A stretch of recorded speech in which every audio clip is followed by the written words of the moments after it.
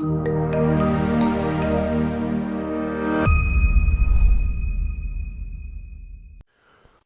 so in this video overview, I'm going to be going over the Seller.Tools Free Gift post-purchase flow/template here.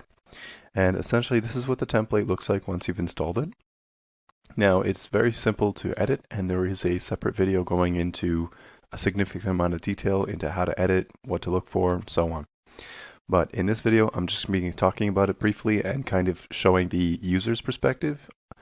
And what we're going to do is we're going to kind of start at the start here, and I will be kind of skimming through this. And again, if you want more in-depth detail, you can go through the installation video and kind of how to go through all of that and how to edit it to match your product and so on. So the first thing that people are going to see, right, once they actually opt into the flow, and they can opt in through many different ways, usually through kind of either a QR code or a link. They're just going to see like, thanks for showing interest in our free product or free little promotion here. And then they can click get started. That's when they get they have to try to fetch their order number, right? So there's actually a link to help them get that order number. Once they've fetched it, they'll say, okay, I fetched it. Then they give their order number, it confirms their order number. Then it checks the blacklist to make sure, okay, these guys or girls haven't actually been on that blacklist, right? The order number has been verified and it's also not already on the blacklist, right? And then this is the verification step right here to make sure that that order number is either shipped, pending, or canceled. Obviously, you're hoping that it's been shipped and that they ordered the right ASIN right here. It's extremely unlikely that they've ordered the wrong ASIN, but again, this is just an extra protection. And then it gets the order details, right? Like the shipping address and so on. After that, it asks for the phone number.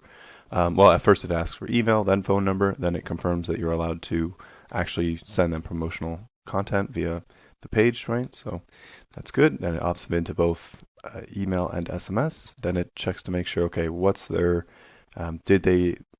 were you able through this fetch right here, able to, get that customer information, the shipping information. If not, then it'll actually go out and gather that information for you. And if they've confirmed that this is the right shipping information, then it goes through, checks the blacklist again to make sure that the order number that they've used isn't the wrong one. And this is just, again, to make sure that if they click the button more than once, they won't be able to opt in for more than one free gift. Then it adds them to the blacklist. And this is just a simple adding that order number that they've used previously to the blacklist. This generates a random kind of, well, not really random, but a code that then generates a MFC order, which is just basically fancy for saying, an Amazon order for whatever SKU you want them to order. Then they get to pick if they want to check the order status or not.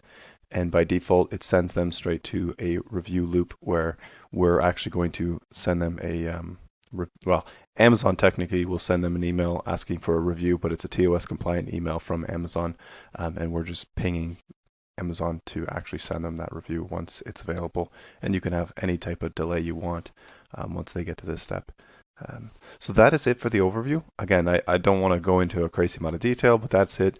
That's how it works. And again, you can obviously customize this. If you want more instructions on how to edit this flow and how to customize it for yourself, highly advise you go through the installation video where I kind of break down how to install it, how to edit it, what you can, what you shouldn't, like what you can do, and the possibilities and so on. So that is it for the overview.